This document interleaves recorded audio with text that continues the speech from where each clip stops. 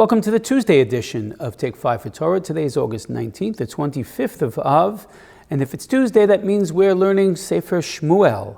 And we're up to chapter 16 now.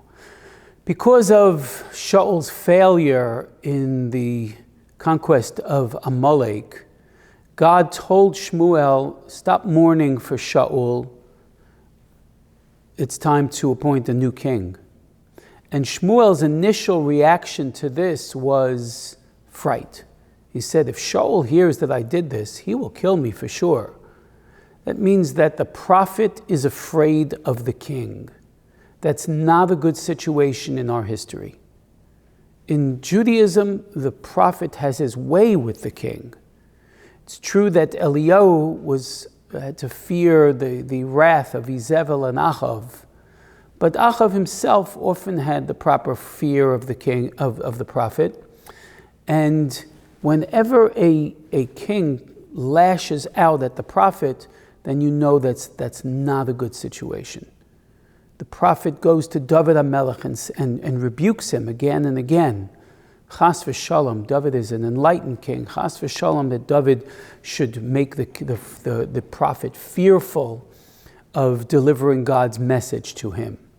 It plays an essential role, and in this I might make an astounding comparison between the Torah's idea of a three-part leadership.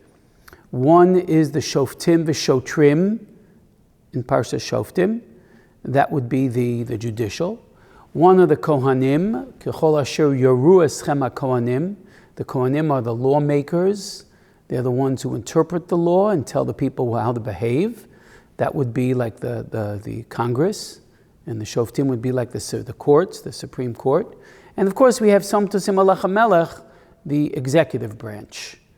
And in Israel we have one branch that has to be above all three, that can rebuke all three when necessary, and that's the Navi, that's the prophet. So sometimes some of our kings were also prophets because they talked to God. David was definitely a prophet. He has a book in the Bible.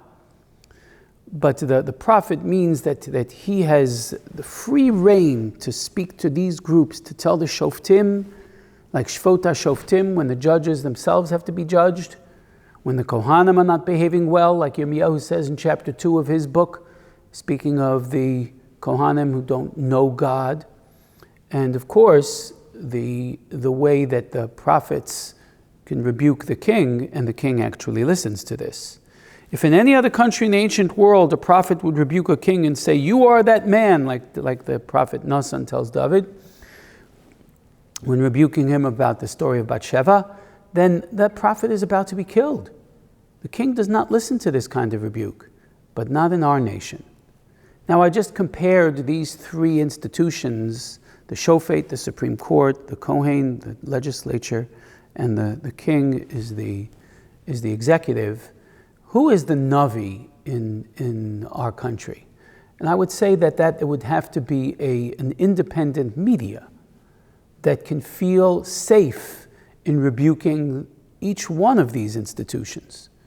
And we have to see that if we live at a time where the prophet has to be afraid, or the prophet doesn't live up to his mission of rebuking the others, or the media doesn't live up to its mission of holding accountable whoever needs to be held accountable, then we run into problems.